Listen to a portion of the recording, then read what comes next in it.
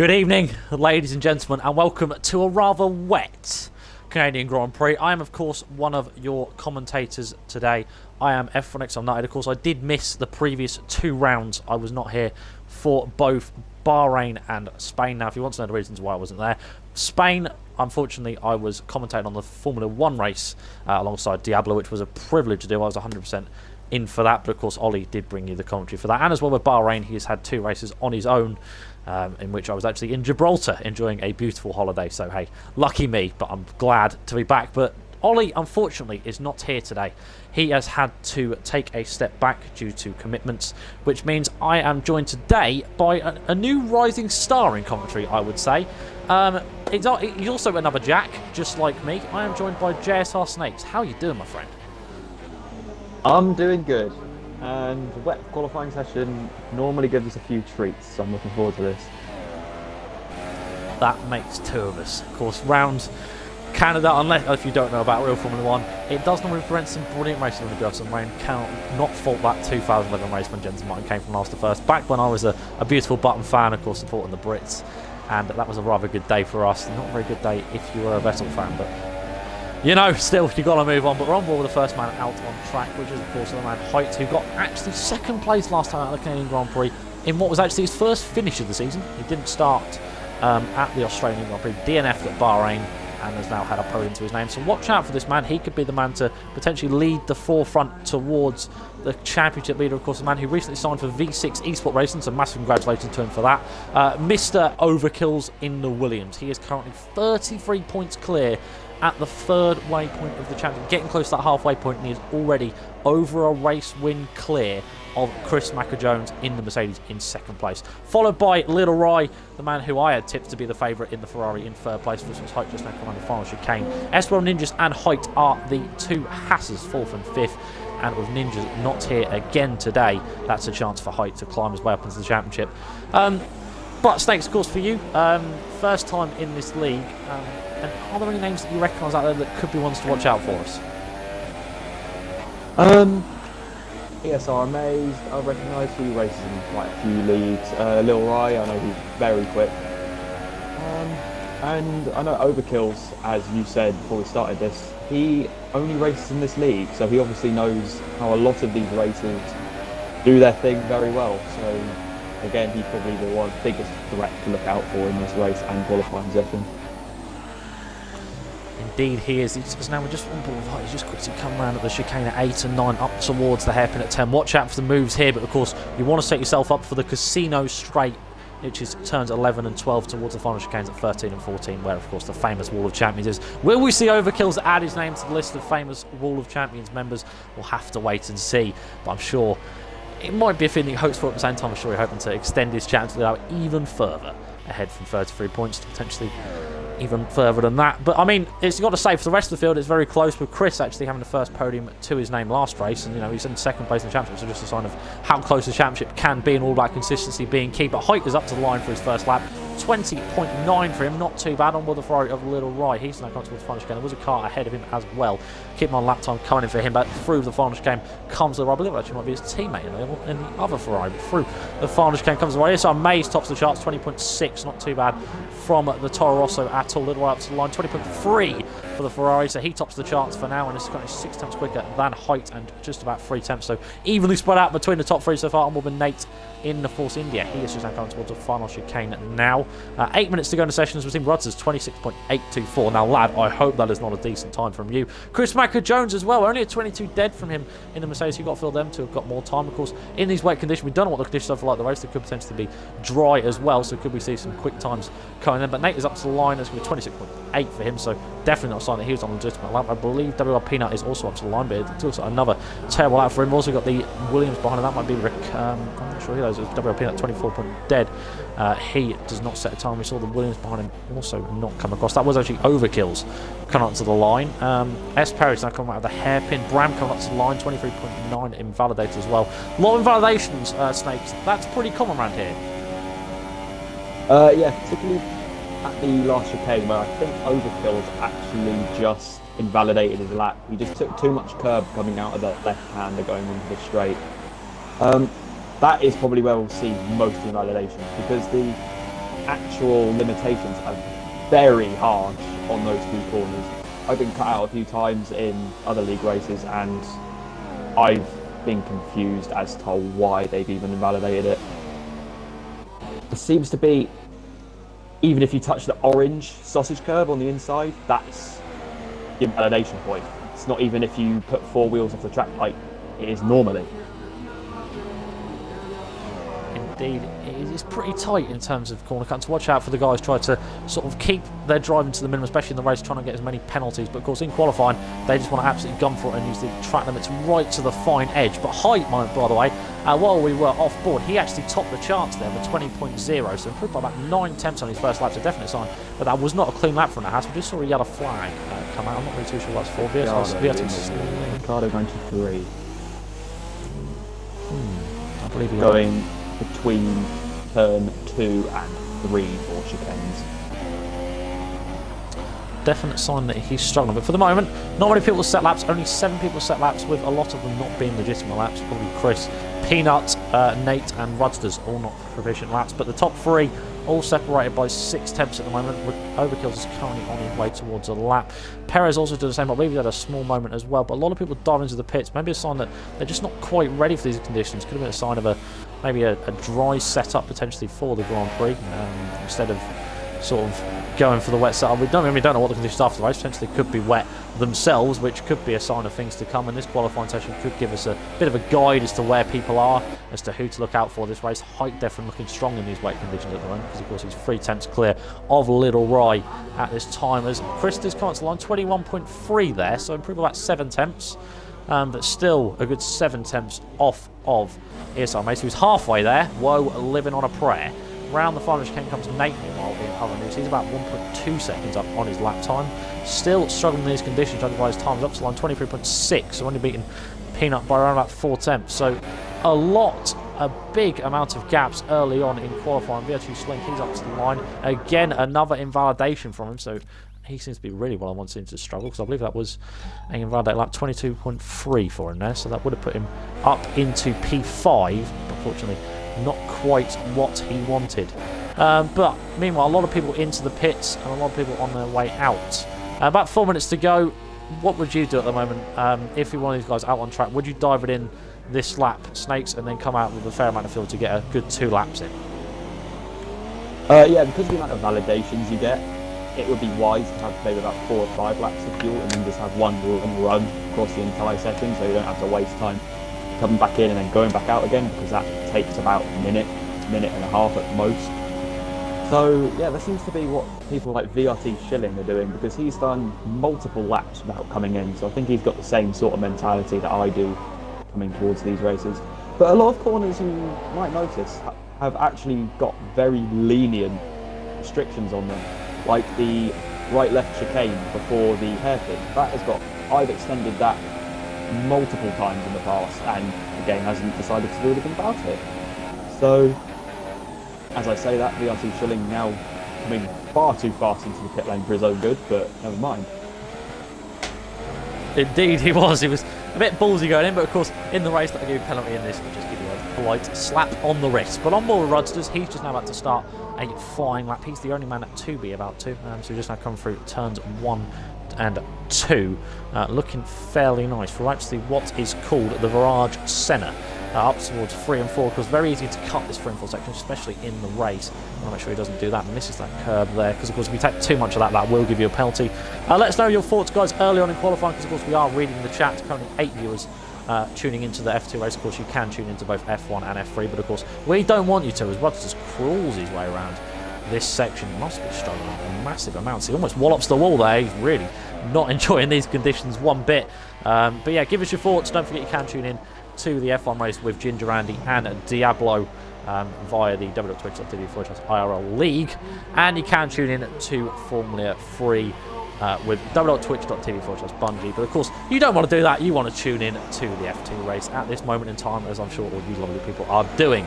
But round the hairpin comes the Rudsters. He's looking relatively slow, to say the least, out of him really at the moment, and that's a proof as to why he is a whopping almost 2 seconds. In fact, he is almost 3 seconds off of the nearest man, which is WR Peanut. So that is quite incredible. Everyone just now is about to start their final few laps. We've got Height, Leroy, so amazed, Ricardo, Perez, and Bram all on their way. Rugsters 25.5 was invalidated though. So who have we got coming up towards him? Like Perez currently through the second sector towards the hairpin. Bram coming down the back straight. That might be something he's just only starting a lap. This is the point where we look a bit like tits. We don't know who's starting and who is not.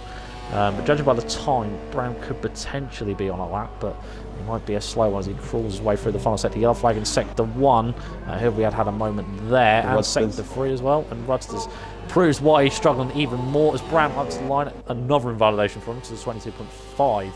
But Sergio S. Perez, he's come up towards the final chicane, ironically in the Force India I have mentioned numerous times throughout the stream that I did commentate last time out at Australia. But anyway, up to the line comes Perez, and it's going to be a non-improved from him as well. A lot of corner cuts. Still a whopping half the field yet to set laps in this qualifying session with a minute to go, guys. Come on, we've had 11 minutes of this qualifying. There's been in the background. That was a Force in Toro Rosso, sorry. 21.7 for Ricardo in the McLaren. Still 4 turns off of Chris, and still 1.7 seconds off the man currently leading the qualifying session, as it's actually Affinity there. The American has had a little bit of a moment at the Wall of Champions. Let's see if he will call himself a champion coming in the season. We'll have to wait and see. Who have we got comfortable doing a lap? Of course, Finney is now on his way. Schling has retired and not set a lap. Nate retires on his 23.6. He is happy with that in the Force India. So not many people coming towards. It's amazing now coming towards the final chicane. Let's see what he can do. We also saw the Ferrari just ahead of him, I believe. Yes, that was. Is that actually Little Ride? That is Little Ride, but he is almost out of fuel. So this is his final attempt. Right up to the line. Doesn't improve, so no improvement from him. What about CSR and Mace? He's up to the line. He also doesn't improve, at 22.9. Both Little Riot retires. What about ESR Mace? Well, he call it quits. He's got enough fuel for another lap, so watch out for him. Watch out for the AR Little Riot as well. Just saw improvement there. Bram, 21.7, has just now been demoted to P6 as the championship leader. Only managing P4 over 20.7. He's got enough fuel for one more lap, so watch out for the Williams driver. Potentially go for it. Who have we got coming towards the end of a lap? Sergio S. Perez, P5 now for 21.1. So not too bad for him. Chris Macca-Jones, he's up to line. P2 there for 20.196. Just over a tenth off of height. Still, no one able to quite touch him just yet. We've got Finney just now around the final few corners. So we'll have to watch out to see what he does. Who else? WR Peanut. He's come down the casino straight towards the final chicane. Currently P10, 24.0. Has he got more time to find? We bloody well hope so. Round the final chicane, he comes third gear. Ricardo pits, so no more improvements from him. Up to the line comes the other McLaren, though. Can he beat his teammate? He is. Up to the line, no improvement due to a corner cut. Would have been a 21.3, so it could have been a good lap from him, but instead he's having to slot in out of the back. Affinity, the American, 22.857. That promotes Peanut outside the top 10.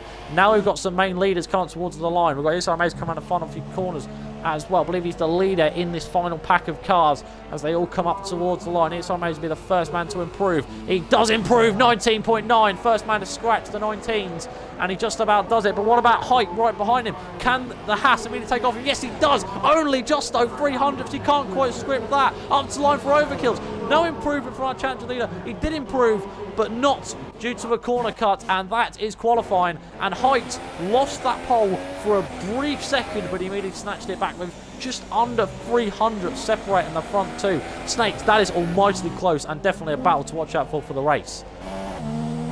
Yeah, I was looking at Overkill's lap, and I think the problem he has with his car is the brake bias isn't really that balanced. I know it's a lot of front locking going into the chicanes where you tend to trail brake a bit more in the wet, and also he was very, very throttle happy coming out of the corners like the hairpin and the left-right chicane just at the start of sector 2.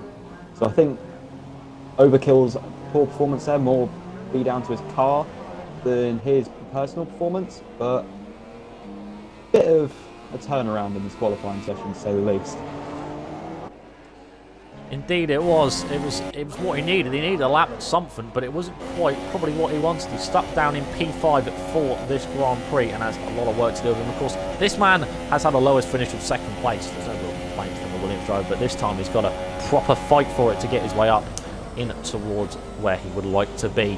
But it's the Haas on the top step for pole position with a 19.964, followed by the Toro Rosso of ESR Amaze. Actually, fair play to him for a 19.990, not too bad from him. Chris Macker-Jones, man, second place in the championship, starts in P3. I'm sure he'll be happy to see Overkills down in P5. Little Rye, the man, third place in the championship, starts from fourth place with Overkills in fifth. Perez in sixth position, not too bad from the Force India, and Gran seventh. And I will quickly have another run down for the field because I ran out of time. Let me get to see the lovely broadcast screen. F1 XL are now hosting you. Thank you very much, F1 XL. Do very much appreciate that. But there is your official qualifying time. So it's Height on pole position ahead of ESR and Maze, with Chris Macker-Jones not too far behind, with Little Ray on the second row joining in. Third row consists of Overkills and Perez, with Bram and Ricardo on the fourth row. Fifth row is Affinity and Nate, so that rounds out your top 10. And outside the top 10 is WR Peanuts, the two Saubers of Rudster out qualifying Schlink, didn't set a lap, and also Tomos in the Red Bull not setting laps. So two men who didn't actually manage to get a lap done in the end, but we are all ready for a 14-man grid.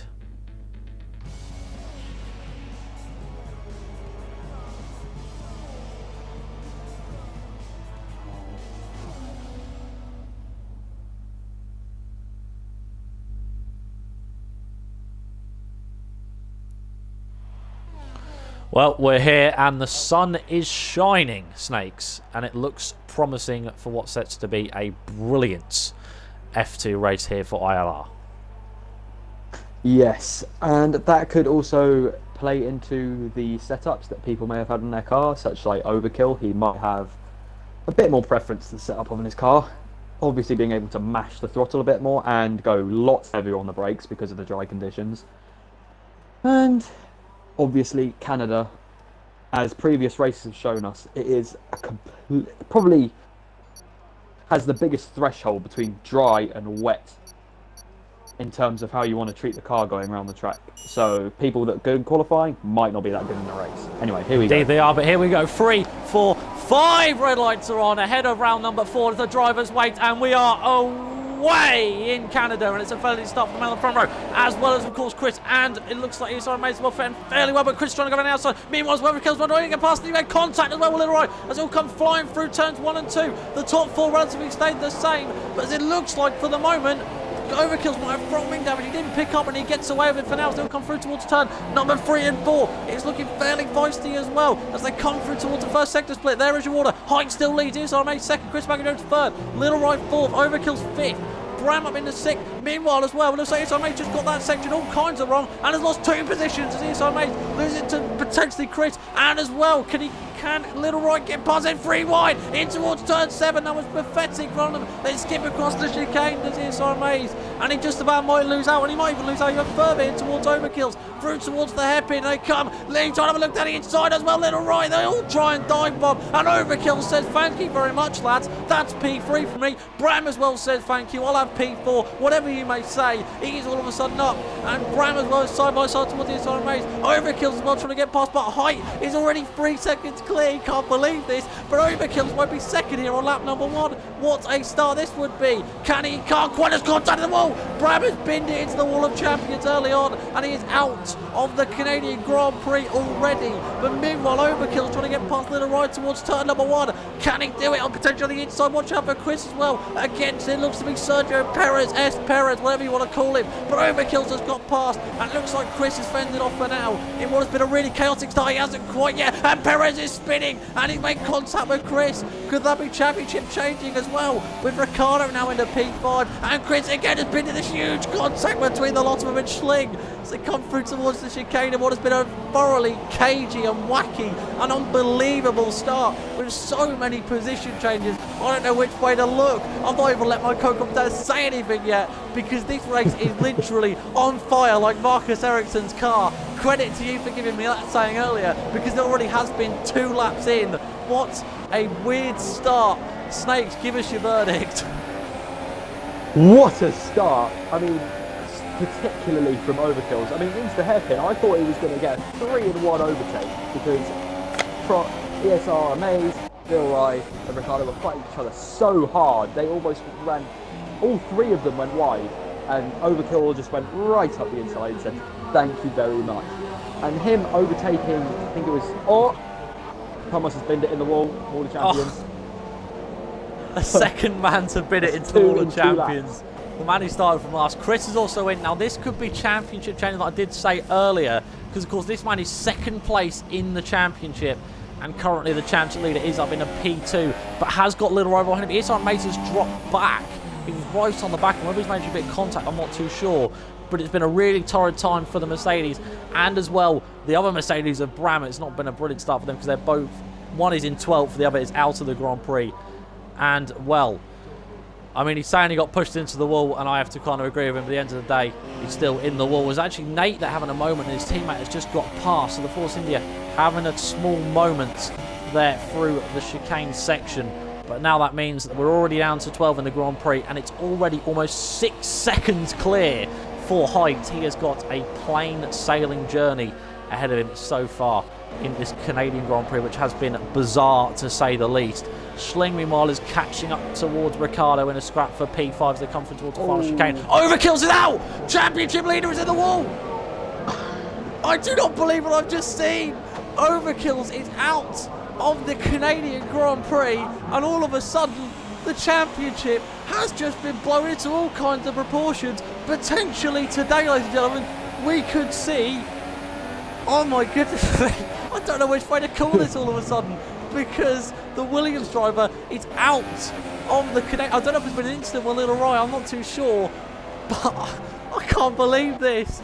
Early on, the championship has just changed.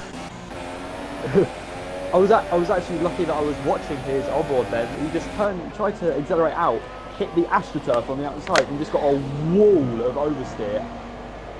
Just one of the biggest tank tappers I think I've ever seen around that corner, and just slewed right across the track into the opposite wall. And yeah, that's all she wrote.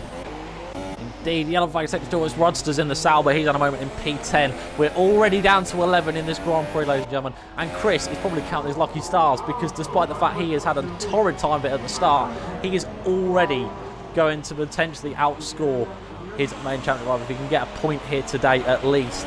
But that's, of course, what he wants a full 25 if possible. ILR Mace, by the way, in the Taurus, now closing back up towards Little Ryan, the Ferrari, which has now become a scrap for P2, by the way.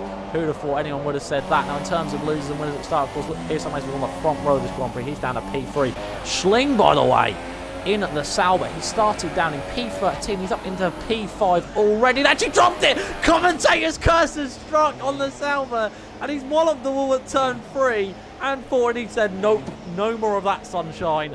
I am out of this Grand Prix, and that will do me. So we're now down to 10 already in these early stages in a bizarre race. ILR Mace, by the way, has got front wing damage on that front left.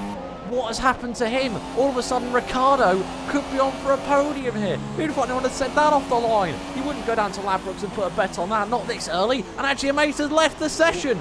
And Ricciardo will say, thank you very much, lad. That's P3. And all of a sudden, the top 3 is Height, Leroy, Ricciardo. And they're 13 seconds apart between one another. You cannot quite script this early on.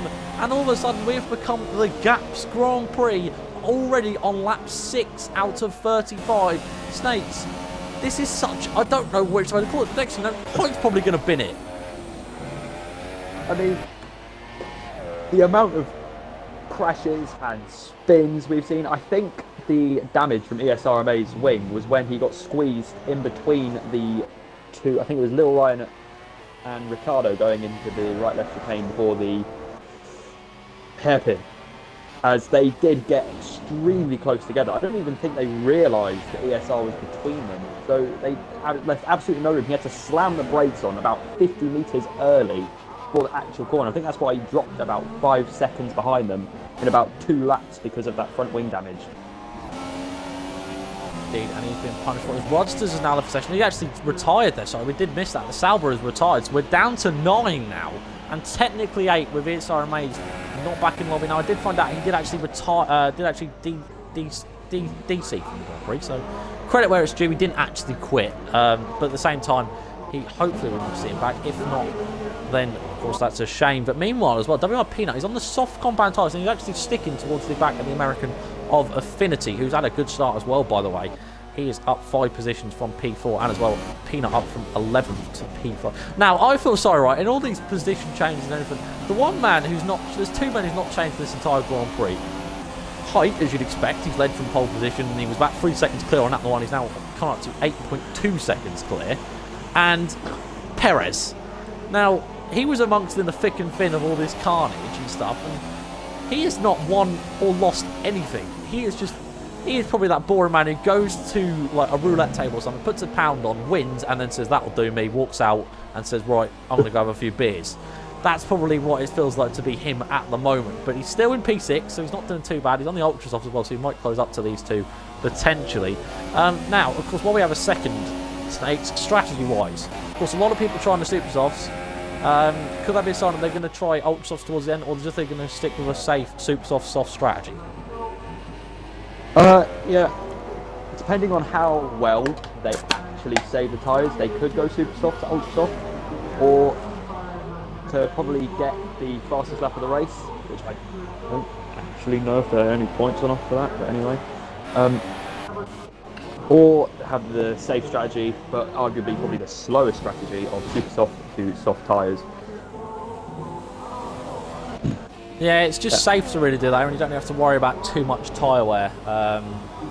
As I've just found out, that's a real shame for our chance. That is so unlucky. We're just reading the chat, by the way. Give us your thoughts of this really cagey start as well, guys, if you are watching. We, of course, will talk about them while we have a moment. But Overkill's got a screen freeze going through the last chicane, as this game does. Now, that is incredibly unlucky to get a screen freeze in a situation like that, in a race like this, because, of course, in a 10-race championship, Snakes, as I'm sure you know, every single round counts as if it's the last, because there's not many chances to gain back the points that you lost. So to have something like that happen to you is just devastating. And also in the terms that he is actually carrying the Constructors' Championship for Williams as well. So, and the team that are going to capitalise the most points-wise so far in this race, it looks like to be McLaren. So I don't know if that will affect the championship anyway. But well, they're currently 1 point behind Little Rye in the Ferrari, of course, his teammate LRT Button, so not going too bad for them. But they are down in P6, the chance of them to gain points. The main contenders for them are 21 points behind, which is Mercedes. Only 9 points behind them are the Haas team, and of course, that's Height along with SRR Ninja. And of course, Height currently leading this Grand Prix. Ninja's nowhere to be seen, unfortunately, which is a shame, of course. As Nate actually dives it in there on lap number 9, he's in the Force India. The Force India's, by the way, currently on 6th and 7th. How about that? Nice and symmetry. But Chris has just ruined that with now passing Nate in the pits. And actually, it's going to be a set of the Ultra Soft tyres here for Nate. No front wing change, so no damage picked up or anything like that. But it's just going for a 2-stop. Now, in a Grand Prix where you're guaranteed to score points, that's not a too bad idea. It's just think about raw pace. Yeah, I think I know he's just trying to go as quickly as he can through the rest of this race, which can be a little bit risky because obviously, as anyone would know, the harder you push, the more the chances that you're going to have an accident. So unless he has some incredible consistency, he'll be, and if he's going to push as much as he wants to, he's actually got quite a high possibility that he might bin it halfway through one of his stints. Yeah, it's risky because of course you're gunning for it all the time. Now, briefly moving on to another topic where we have the opportunity, because of course a lot of gaps formed early on, because now we've had the carnage and now it's calmed down a little bit as we get towards them first stops. And by the way, the clouds are starting to come over the cast. I hope we're not in for any rain, because, oh, actually I would, because that would really excite up the race all of a sudden. But I mean, that could be a sign that rain could be coming, of course, with the soft tyre people out there. But anyway, moving swiftly along. Judging by Overkills, but at least my gap's down at 8 points. I completely agree with you, gap's down at 8 points, but at the same time, you've got to be thinking, you know, if it's a minimum of 8 points, because of course Chris has got to win this Grand Prix for it to come down to exactly 8 points. But at the same time, that kind of gives other people a little bit of hope, because of course, when you're a whole race ahead, you know, that gives you a massive boost. It just makes it so much more psychological effect on the drivers behind, because of course they know that they have to keep outperforming and how just to keep up the consistency, whereas you're happy to concede a few points here and there and you'll still end up on the top of the championship. But course, you know, 68 points. You can't really have too many complaints so far. But of course, moving on to the next round, you've got Austria coming up next, which will be the halfway point of this season. That's not going too bad for you, Overkills, but it's a shame today that an unfortunate glitch has happened to you. And I have just been told, which, thank you, Overkills, for telling me that. This is what it means when you have DNS. It means you can have a bit of advantage about weather. Rain is expected halfway through of this Grand Prix, so watch out for the likes of Height. Try and make the Microsoft last before he absolutely has to come in to, of course, prevent losing too much time. Little Roy, Ricardo, Affinity, they should be safe as well with Peanut, because of course they're on Supercross and soft tyres respectively. But that gap could now come back down if the tyres start to die. They should start dying soon, shouldn't they? Snakes with, you know, 11 laps in. Yeah, I think because obviously you're doing half-length race, the tyres are going to wear at double the rate to obviously balance it back out again. So Ultra Softs, they would wear completely probably in around 12 laps, 13 laps. So I'm actually surprised that Nate came in as early as he did. So he's obviously going ultra soft to get as much pace out of that car as he can before the rain comes. That is a question of when the rain actually does come, because even though it says halfway through the race, he might not even see it until lap 27, 28, where it could even be debatable where the wets will actually be used on it. Indeed they are. Now we have got a stopper coming in. Perez is coming for also for a nose change here. He's gone to the super soft tyres as well, but that now means Chris is up into 6th position. And what about his teammate? His teammates aren't coming from the far side. It's actually ultra soft tyres as well for him as well. So both the Force Indias fancy just raw pace. Of course, they now are actually at the back of the field in terms of that. But it looks like Perez will just about come out ahead of his teammates. You can just see him there. Just the two Pink Panthers, lovely. They're coming through turns 1 and 2. And that's the camera work that they will get. But now the gap's down to 8 seconds, so a definite sign that Height is going to start to struggle. He's starting to feel the effects on already lap number 13. Of course, we're already getting close towards the halfway point. We're already under 5 laps away. If Little Rose stays second, he'll be on at 40 points. We're just currently doing the maths. Overkill's fortunately giving us the maths lesson in the chat. Now, as it stands, Height will be on 43 points.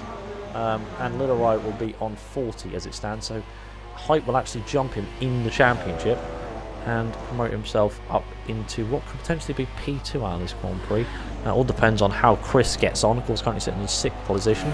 Of course, they're all thinking about, let's face it, they're all scrapping away, but at the same time they all want one thing, which of course is the top of the championship. Of course, we'll win you a copy of F1 2018 in this league, so a lot at stake at the moment if you fancy owning a copy for free.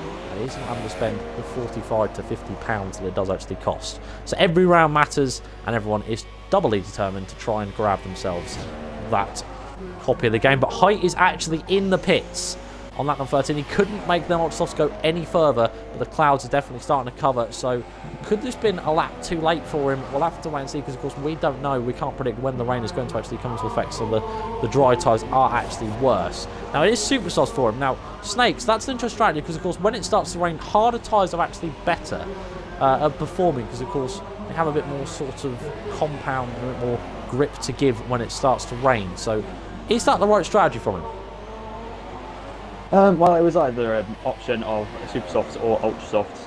Ultra softs would obviously give you more pace towards the end, but as you said, obviously in cooler conditions as well, the super softs will work better in this temperature, and they will work better in damp conditions. And in terms of, did you say was S. Perez had the wing damage? Yes. So in terms of him, it was the psychological battle is it quicker for me to just go to the rain period with a damaged front wing, or is it quicker for me to come in, fix my front wing, and also put a new set of tyres on? So you've got to put that sort of debate in your head while racing, and he obviously made the decision of coming in for new tyres and wings. Indeed. Now it becomes a game of cat and mouse, with an expiring timeline between Little Rye and Height, because of course Little Rye is now on 14 lap old super soft tyres. Of course he didn't do qualifying, because if you are just tuning in, we did have a intermediate condition qualifying in which Height took pole position but has had to make a stop due to start on the ultra tyres before this rain has come, and these guys in the super tyres are trying to chance it out to get onto the rain patch before they have to make their first stop at the Grand Prix. Affinity picked himself up at 3-second time in the Toro Rosso. He's currently sitting in P4, still Peanut around about 2.3 seconds. Actually pause this. Could that be something that he just wants to let us know that that was not a penalty? And actually he's staying there for an immense amount of time here, and he's going to have Peanut to catch right up for him through 1 and 2, because of course with the lower difficulty of AI it's very easy to catch up when someone is AI, so you've got to do it at the right time, and he's still AI, and Peanut will happily just walk right past him. Thank you very much. That's P4 for the McLaren and P5 for the American. Now he's not disconnected, because of course we did see via the thing it just said AI. If there's a cross for it, that means they have actually disconnected, but he's still AI. Come on lad, get out, because now Chris is starting to close up for P5, so don't lose 2 positions at least. But that's not ideal, because now the McLaren is just going to happily say thank you very much, and is now on the hunt for his teammate in P3. So 3rd and 4th, you did say it's going well for the McLarens, and it definitely is. 25 points coming their way. Height, fast lap ride, 12.6 in the Haas. So it's a Haas powered car, it's a Ferrari powered car against a Ferrari itself. In the Ferrari against the Haas. Who will come out on top though? That is the question, because of course 16 lap old Supersofts, and Little Right is really starting to feel the effects as the gap continues to tumble down. The question is though, will Height have enough to get past before this rain comes? We could see a bit of a battle before the rain period, because I'm looking at it and Height is catching up to Little Right by about 1.2 seconds a lap, and with rain probably going to come in about lap 20, you could see quite a battle between them, but also quite a struggle at the same time, because obviously battling in wet conditions on dry tyres could lead to something quite catastrophic as well. Yeah, I think that's the word we'll use. And given the contact we've seen in this Grand Prix, with a lot of contact early on, imagine what's going to be like in the rain. Let's hope we don't. As Little Rye gets a free... Now that could be clinical for him later in the Grand Prix. Basically, he gets a 3-second time penalty for multiple warnings, so that's not what he wanted. Chris also did pick up one as well, as actually Affinity did actually leave the session. So that's a shame to see. That means the 2 Force Indies will potentially catch up to him. Hopefully we can get Affinity back in, but it's looking unlikely given the fact he was AI for almost a lap. But that is a shame. He's running in P4. He's looking very strong in the Toro Rosso, so he's doing fantastic for him, as his teammate has not had the best of days. Of course, he has lagged out, so we've got double disconnect for the Toro Rossos, and that means now the Force Indias are stuck in a Toro Rosso sandwich. Both, though, are ghosts, so I'm sure they will be spooked as they try and close up towards the American. Of course, they are now tumbling down towards him, but still no sign of this rain just yet.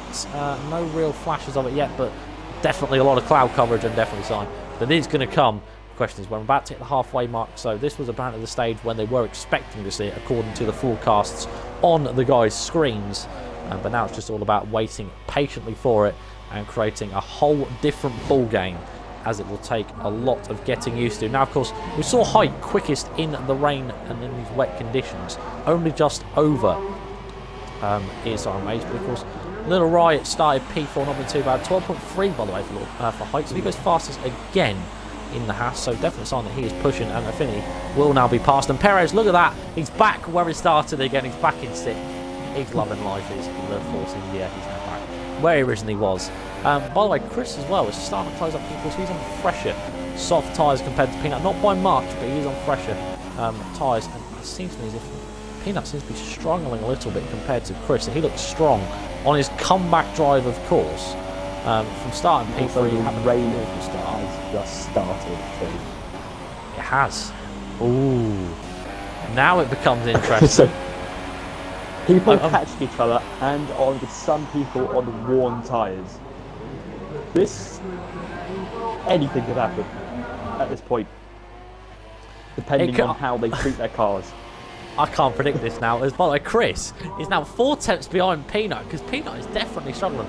Now the rain sets in, out of the chicane come these two, and Peanut immediately goes defensive on the inside as Chris goes to the outside. Peanut will be able to come back to the racing line though, because Chris is not quite close enough yet. Watch him try and get the run now out towards the final few corners. Height, by the way, is all over the back of Little Right, as well as the rain continues to come down. We'll see DRS enabled very shortly potentially, but Chris now coming towards the hairpin is not quite close enough just yet. None of them sort of take the race line because, of course, the grip is going to drop, and it's all about who can get used to this the fastest. Meanwhile, as well, Height is getting very close towards the back of our race leader. We'll stick them all with this battle instead because, of course, this is for the race leaders. There's the two Torosas. They'll merge within one another, and both of them happily get out of the way. I bet that was a bit of a sight for Little Roy, just in two cars within one another. That was a bit weird, but meanwhile, Height going to the outside, Little Roy goes to the inside. It's a bit of oversteer for him. Towards the chicane, he's going to try and switch to the inside line. His Height, can he get past? And it looks like he might. Little Roy forced to skip across the chicane, and it looks like the Australian is through Height into the race lead before the rain has decided to grace us for now. Question though, can Little Roy, he's contact with the back of him. He's got front wing damage. Little Roy just ran into the back of Height because a little bit of missed braking, and he lost his braking zone, and he's got front wing damage on the front right. Now that could surely be the grace that Height needs to just get away and lead as he probably should be because he just looks so dominant. But these two are over a pit stop clear of Ricciardo. So these two, it's just a 2-horse race at the moment. But it could be a 1-horse now with that front wing damage and a 3-second time penalty for Little Roy. That's not what he needed. Meanwhile as well, Chris did get past Peanut for P4, so that's what he needed, and is already almost at 1.5 seconds clear of the McLaren. So the Mercedes is now for 12 points. But that was a bit of scrapping that we haven't seen for a long time, and Height picks up his first 3-second time as well, Snakes. But a bit of dueling which led into Little Roy being forced out wide in what was probably not a section we're overtaking, really. Yeah, I think most of that battle unfolding is simply because of Little Roy and WR Peanut being extremely worn tyres, especially because WR Peanut has had those softs on since the beginning of this race. And to be honest, the Peanut and Chris move was fairly straightforward. I mean, WR Peanut just didn't have a run onto the main straight, and Chris just went clean round past him. So it was a bit less dramatic than the Ryan Height move that you were commentating on. So I'm quite glad he stuck with that, to be honest. Clean as a whistle between the Mercedes and McLaren, and dirty as a pair of old man's pants for Little Roy and Height. But Little Roy is into the pits on lap number 20. That analogy and metaphor was probably pretty awful, but I will stick with it because I do work in a care home as my occupation. But Little Roy is in intermediate tyres for the Ferrari. So interesting choice to go on him that early because, of course, DRS is not yet stable. That's normally the sign that people go for when in terms of the rain comes, listening out and watching out for that DRS disable time to come up and to let them know that the intermediates are officially now quicker and the wet tyres are used. As Ricciardo also does the same because, of course, those two have been on their intermediate tyres since the start of super soft tyres, not intermediates. They've been on intermediates since the start. They'd have been miles behind, but they've been on them since the very start of the Grand Prix, so they were definitely starting to struggle, proven by how much Little Roy lost to Height. But now that means Chris up in the P3. Chris and Tony fought Peanut for corner cutting there. As I just saw a yellow flag pop up. What was that for? I'm not too sure, but watch out for the gap between Height and Little Roy as to whether the dry tyres and Inters are strong. You just see him struggling there like crazy. Can you see Height down out of the hairpin? But do you have any idea what that yellow flag was for? It's actually the two McLarens as Ricciardo just zoomed past his teammate. Yeah, there was a bit of team orders going there between Ricciardo and Peanut there. Peanut actually went off the track and cut the corner to get out of the way of Ricciardo because he is obviously a lot quicker, and WR Peanut is almost just obliterated soft. I think the yellow flag was for one of the Force Indies. They were the only two people actually in Sector 3 at the point of the yellow flag. Either that or just a glitch of a yellow flag for one of the cars in the pit lane, which is a result of the state Bowmasters appear to have left this game in. Yeah, indeed. Now, it's worked out for Height, by the way, this pit stop. He's now out to 3.7 seconds clear of Little Roy, so it has worked out for him. Gambler staying out. As actually, we just saw a bit of front wing damage fly off there. That was not from Height. Do not get excited, ladies and gentlemen. That was from, I believe, the Force India of Nate, who picked a bit of front wing damage. We actually came out right ahead of him, by the way. Ricciardo is now going to jump both Chris and Peanut, who are into the pits for their stops. Now that means Ricciardo back up into where he was in P3. Chris now on his way out in P4. Of course, Perez absolutely miles behind. So Could this be the final order for the Grand Prix? We've got 13 laps to go.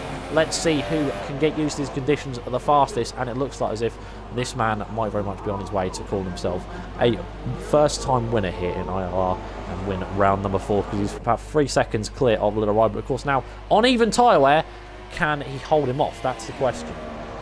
Let's see how good you are in these inters, where it's actually drier than what we had in the qualifying session, because it was actually quite heavy in the qualifying session. It wasn't wet tyres, but it was definitely heavier than what we're seeing at the moment. The question is, will it get heavier than this? We probably expect it to, but we'll have to wait and see. But not too long to go. Fuzz didn't stop going for Nate because he's sped in the pit lane, as he probably just sped in because it's not going well for the Force Indy, but he's still in P7. So think of the positives, lads. Always think of the positives. Also, I don't know if you noticed, but I've been spectating Little Right, and he was about half an inch away from clattering into the wall of champions then. Like, code brown at the moment. That is no longer scarlet red, that Ferrari. It may look it, but it's not. Trust me. Yeah, I don't want to know the interior of that one. I think I'd rather leave that out of the shot. But yeah, probably a minor moment for him. I bet he's probably a little bit worried about that. Definitely a sign that he just needs to keep it calm, keep it composed, because he's still on for P2 here. He's massively losing time towards... Actually, he's got front wing damage. Did he not have it changed when he pit? He mustn't have done. I mean, because it's wet and you're going around these corners a lot slower than you would be in a drive, it's not as mandatory to get your front wing changed, because obviously the basics of aerodynamics is the faster you go, the better they work, and because you're not going around the corners as fast, it's not as needed to lose that extra 6 seconds in a pit stop getting your front wing changed. So it's not that dire that he didn't get his front wing changed. Yeah, I suppose you're right. At the end of the day, it's not massively concerning for him, but at the same time, probably. I mean, if it was 6, I mean, he's relatively keeping the gap towards height down as much as possible, but he just seems to struggle a little bit. Look at that, using 6th gear for them sections. Now, if you're unfamiliar, that's usually about a 4th gear corner, so just a sign that he seems to want to kind of keep it calm at the moment. But still, around about 11 laps to go of this Canadian Grand Prix, which has been, well, wacky at the start, psychological in the middle, and wet towards the end. That's the 3 phases I would use for the start, middle, and ending of what has been a theatrical Canadian Grand Prix so far. Let's put it that way, at least. And championship altering, should we say.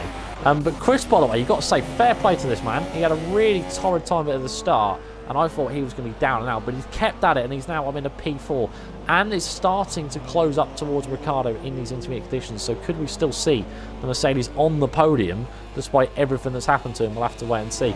Now, we have a few laps to go this Grand Prix, of course, still a good 10 laps to go. Actually, 11 if you want to count the last lap. So let us know, guys, your thoughts and who actually you think your driver of the day is so far in what is going to be a 7-man finish potentially, with the 2 Toro Rossos both disconnecting from the Grand Prix. Give us your thoughts. A penny for your thoughts if you would. But still, alright, I want to know my co-commentator's thoughts of this Grand Prix. What's your thoughts so far, Snakes? What have you taken of what has been your first time experience in ILR?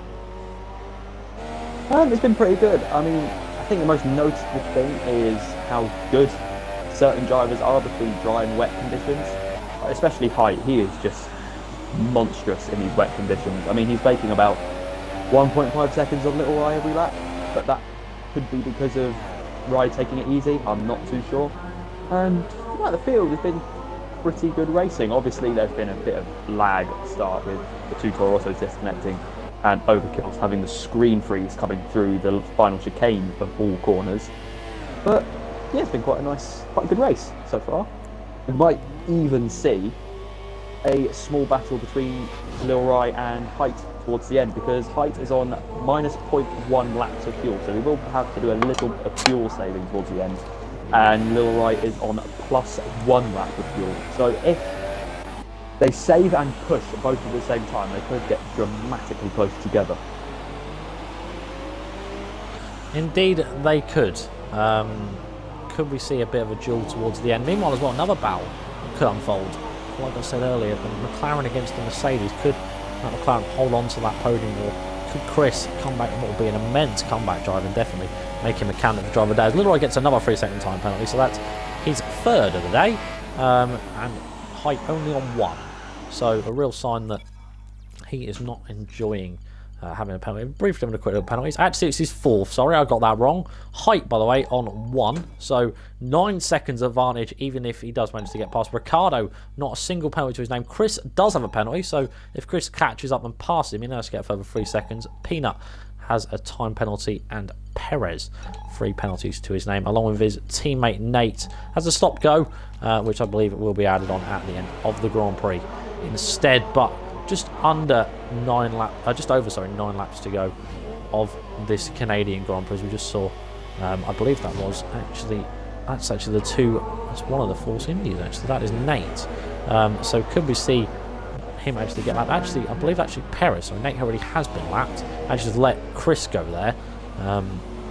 So could we see both Force Indies be lapped? That's quite embarrassing from them, but I'm sure, as always next week, lads, that's what I always continue to say.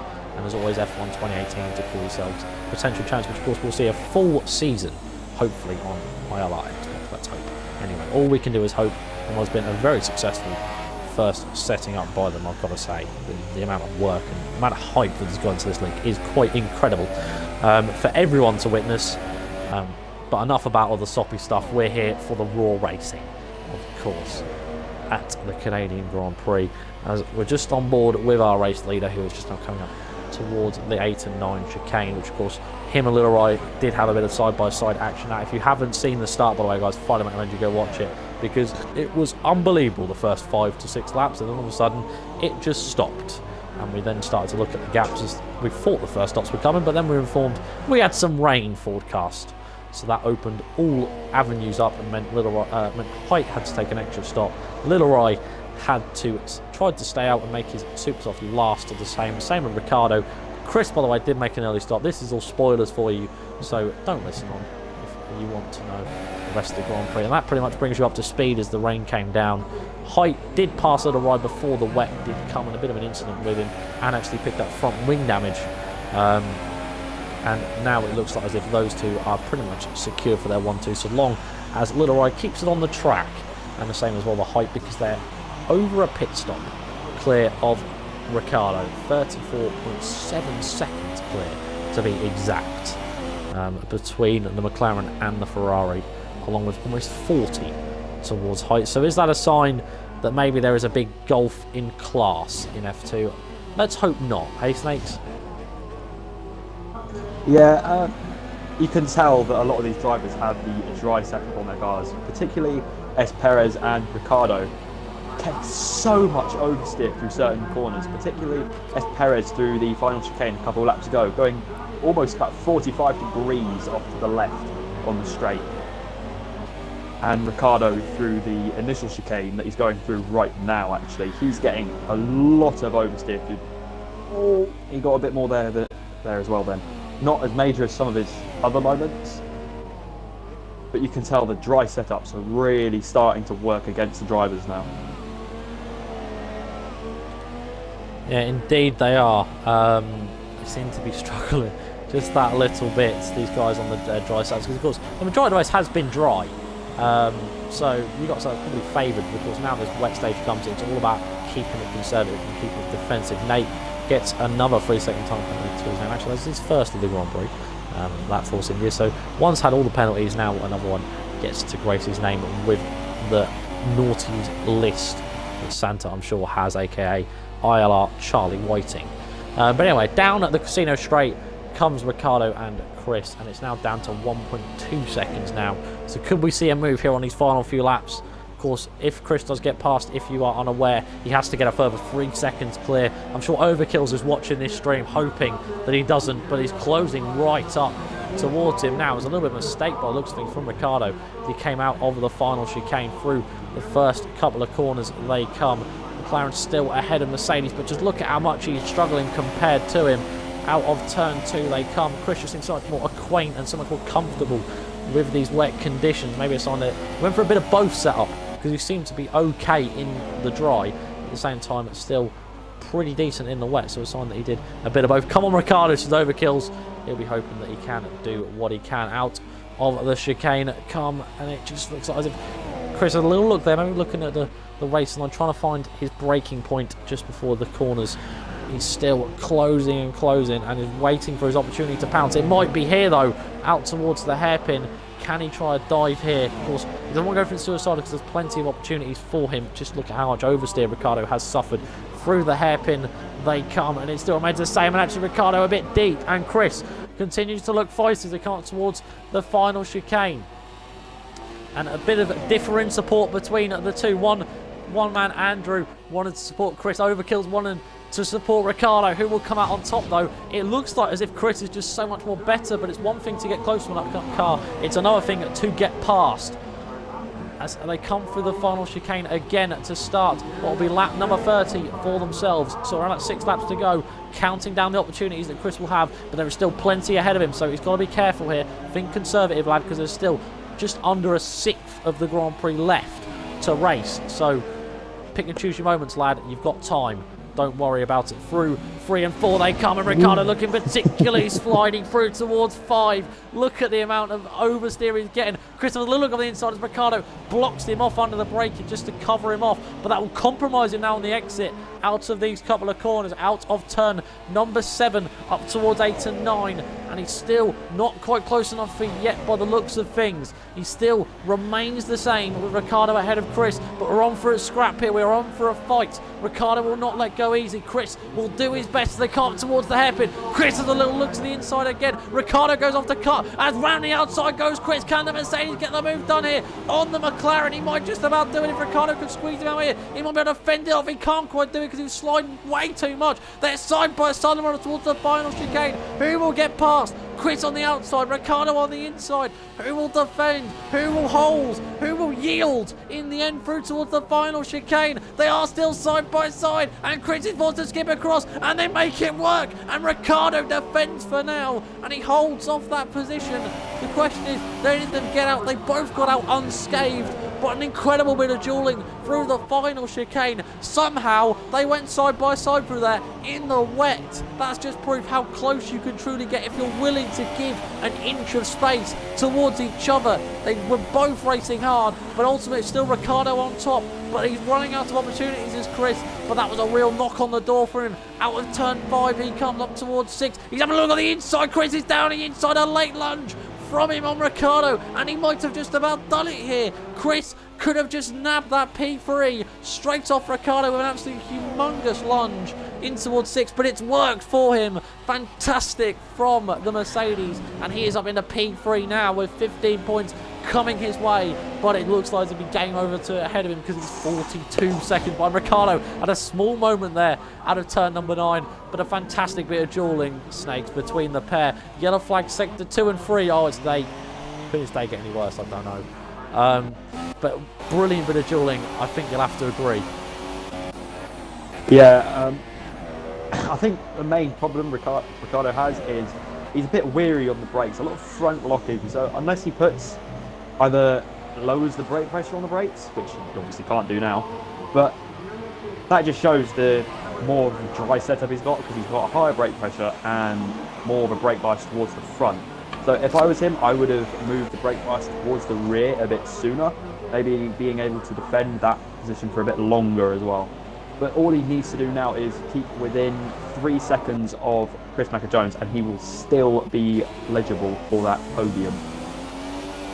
The gap now to 2 seconds is the gap, so we've got to try and hold a second here in this. So we've got an average around about 3/10 a lap, but it just looks like, look at it there, you can just see the amount of gap that Chris had before. He's just so much more confident in these conditions, so much, like you said, so much front lock-in from the McLaren, so much oversteer from him.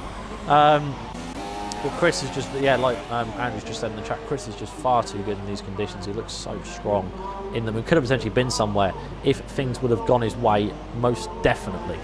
But unfortunately, he can only come in a P3. But I say unfortunately, but I'd still take that any day of the week. And will actually, as well, hold on to his second place in the championship ahead of what will be Little Right ahead of Height. Height ahead of Little Right, only just though. So that battle for second in the championship is definitely worth to keep your eye on. And now, of course, it will open up towards the leader as well. Because, of course, the gap will now come down to around about 18 points between Chris and Overkills, with Height not too far behind as well, of course, with Little Right. So it could be a very decent scrap towards the end as we hit the mid-stage of this Grand Prix. Ricardo, by the way, has already dropped that 3 seconds towards Chris. And Peanut, by the way, already closing up. The two McLarens, by the way, 4th and 5th. We have mentioned numerous times that's a brilliant result from that. 22 points for them in their constructors bid, so not too bad for them. Height, by the way, has just initiated his penultimate lap. And what can you really say other than brilliance from the Haas driver? He has driven superb all Grand Prix long. But Little Rye as well has done just an equal job, but just not quite enough. And that little bit of contact between himself and Height has probably led to his downfall ultimately. But he's still P2, 18 points. You can't really have too many complaints about that, can you? And they are 42 seconds. Let me just reiterate, 42 seconds clear. Height is 50 seconds clear of Chris, and is 54 seconds out of the podium. So if he screws this up, that's incredible. Yeah, I was going to say, I think that just, if anybody joined and didn't see the start, Height being 50 seconds ahead by lap 34 really reiterates and gives you an idea of how chaotic the first 4 to 5 laps were. With people like Overkills bidding it, Tomo's binning it, I think Bronson all binning it at the same corner, in fact, the Wall of Champions corner. And I'm looking at Ricardo, and you can keep a tally of how many close moments, another one just there, how many close moments he's had, sometimes going almost 90 degrees on the track. It's just how difficult must that be to drive that McLaren. And also, I've noticed, I think one thing that probably isn't helping is putting far too much throttle on far too early, which is probably contributing a lot to the mistakes he's trying to save. Yeah, he's very trigger happy. Oh, See what I mean? Oh, yeah, the expert certainly knows what he's on about there. Does Snakes is most definitely struggling. But anyway, on the final lap is Height. He is now cruising around, and he's lapped our man in 5th position. He's lapped Peanut. So, wow. What can you really say? He's had a dominant display. He had a little bit of a hiccup when he had to make that extra stop. Maybe that could have been altered if it had gone for them super soft tyres, but of course you cannot predict what will happen in the Grand Prix. You can never quite call it. But round the chicane, the hairpin, he comes for the final time, and the Aussie, as you can see, the Australian flag was waving high just on that grandstand, which is now on your left.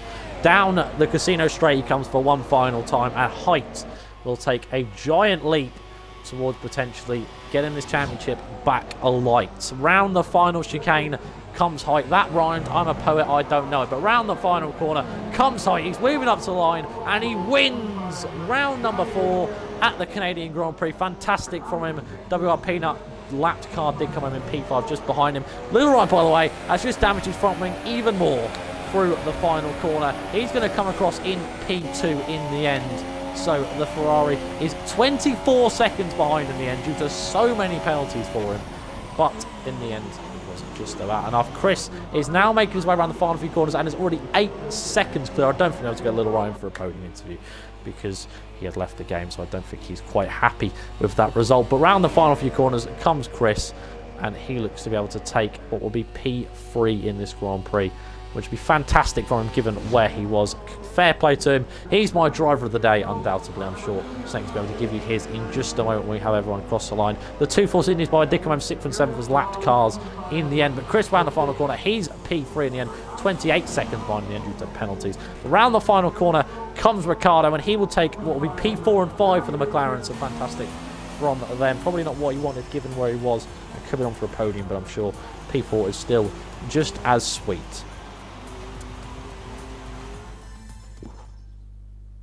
That's quite an introduction for a first race to a league, I have to say that. Indeed.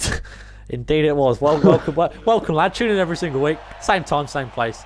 Every single time. But there is the man on the top step. The Aussie man takes victory. Height, a fantastic job has now been able to add himself to the list of 3 different victors out of 5 races. There he is on the top step. So it's Height with a win, Sebastian Vettel, aka Little Ride, second, and finally Chris in P3. So his second, third place in the row. Bit of consistency for the Mercedes. I bet that's probably what he wants. But I'm sure he'd like to see himself go up there and win. But there are your final race screens. Now we will quickly see if we can get these guys in to give us their thoughts. But while we have a moment, Snakes, I said my driver of the day was Chris. Who was your driver of the day? Probably the same, or Height, obviously keeping a cool head in that overtake for the lead in the dry wet period. Indeed it was. Calm and composed from Height. He didn't once drop anything. He has now jumped into the party. Hopefully we get Chris in for a few words as well. Hopefully anyway, because otherwise this would be rather annoying, because we won't speak to the race leader, and we can't speak to Little Ride because he's immediately jumped out. So I don't know, but we'll have to wait and see. But anyway, we will start with our race winner. So we did invite Chris, and I will invite him again. But we will start with the race winner, Mr. Height. First of all, my friend, make sure your mic's ticked and everything in the party, because then we'll look a little bit like tits. First of all, my friend, congratulations on the victory in the Canadian Grand Prix. Fantastic, calm, composed, and ultimately successful drive from yourself. Now, of course, wet conditions for qualifying, you were pretty good in them. You topped the charts, only just though 300s, and you're one of the 2 men to get into the 19s, so fantastic for that. But did that give you confidence that you knew that the race was going to be wet as well, that you, even if things didn't go well for you in the dry, you had confidence that you could earn that back in the wet? Well, actually, I was way more confident in the dry than I was in the wet. I did no wet practice at all, and I was banking on it not being wet, but I was quite surprised that my pace in the wet seems to be all right. So I was quite upset with quali, because I feel like I could have gone a lot faster, but in the end, it doesn't really matter. Yeah, I'm happy with it. I wasn't really, when I saw it was going to be wet in the race, they told us it was only going to be wet for the last 2 laps. Like Jeff said that, it was like 30 minutes or something, and then it just started raining. So I was like, oh, and then yeah. Yeah, a bit of an interesting one, because of course we had information come through from Overkill's, because of course he DNF'd early on, but remarkably, early on in the Grand Prix, I think by the end of lap 1 you were already pretty much 3 seconds clear on the first lap because of all the carnage that was going off behind you. Your mentality for that, because of course you have all this carnage going on behind you and stuff, all you can do is just focus on your own race, and you certainly did that. So fantastic by yourself. Second question for you comes to you about the championship, because of course you now take a giant leap, potentially actually up to P2, I believe, by my maths. I might be wrong, because I think Chris is actually in P2, so forget I ever said that. You're not. My maths is terrible. You are P3 in the end, so think of the positives, lad. Always think of the positives. That's my common saying in league racing. But anyway, because of course the fight to Overkills has now been blown wide open, because of course he binned it early on in the Grand Prix. Do you think you could take the fight to him, because you've looked strong in the 2 races that you have finished? Of course, second place last time out was Spain, and now the win today. You look to be the forefront man, even if the championship doesn't quite say that. Would you agree with that? Yeah, I feel that I feel with the tracks that are left on the calendar are some of my strongest tracks. So I feel that originally I wasn't actually going to go for this championship. I had no motivation or anything, but then I just said, you know what harm can it do? You know, put in tons of effort and you might get a reward. And obviously this is getting the Triple Crown here is my reward, and now I'm motivated to try and go for that championship. But yeah, I reckon I probably can take the fight to them. Indeed, why the hell not? That's why I always say, why the hell not? Now, final question for you. Of course, you said that a lot of your strong tracks coming towards the end. Now, Austria is this time next week. What's your thoughts on that? Do you think you could back this up into not just a 3rd podium in a row, but a 2nd win in a row? Austria is my favourite track, so yeah, I reckon I can. Obviously, Chris and Overkill are extremely fast, so it's going to be difficult. But I've always had confidence in Austria. It's probably my strongest track on this game. So hopefully, if I can get pole, I can convert it into a win. But I don't think it'll be easy. I think Chris and Overkill will be hassling me the whole time. Indeed. Let's hope for us as commentators they do put up a fight, and for the viewers at home, I'm sure they will do their best too. But my friend, congratulations on the race victory today, and best of luck for this time next week when we do travel to the Austrian Grand Prix. But we will move swiftly along to the man that finished in P3 on an incredible comeback drive, has got to be said, given where he was on lap number 1. And I personally went ballistic because I thought, oh my goodness me, the championship has surely been written over. And then boom, the Williams driver of Overkill's retired on the next lap out of nowhere. So that gave me 2 heart attacks in the space of 2 laps. So I'm fine, by the way. Glad to know you guys care about my conditions. But Chris, firstly, my friend, congratulations on P3. Make sure your mic is ticked and all that jazz. But this is your second podium in a row. And actually as well, you've not had the most exciting start, but you've had a consistent start, and again you've backed that up today with another consistent P3 result. Is that generally what your aim is here, just to keep consistent throughout the season, not do anything that exciting, but just keep as you are? Well, my aim is to try and win races and battle at the front. Obviously, I had a few issues today, and which I've had for a few races this season, but. No, really, my issue is to challenge for the championship if I can. But as Height said, the 3 of us are very, very close. So hopefully now, with Overkill's retirement, maybe it'll be a 3-way scrap for the championship. Let's hope it is. Let's hope it is. But my second question for you comes to you about that battle you had towards the end with Ricciardo. Of course, it looked like you had massive respect for him. You know, I understand you had to hop across the final part of the chicane, but to make that work for that, the final chicane in the wet, was quite incredible. So I've got to say fair play to the pair of you for that.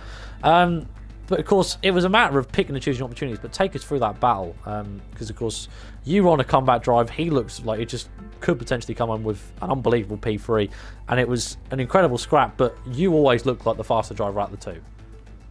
Yeah, I mean, it gives you great confidence when you're chasing the guy in front and know that you're catching him, and then once you're behind him, you just got to try and take your opportunity when it comes to overtake. I mean, through the last chicane was difficult. I tried to brake early thinking he would just go through it, but we sort of broke at the same time, so that's why I hopped across, but I let him go back in front, and then I managed to get him on the outside of turn 5, which was quite scary, but it was a fun overtake as well.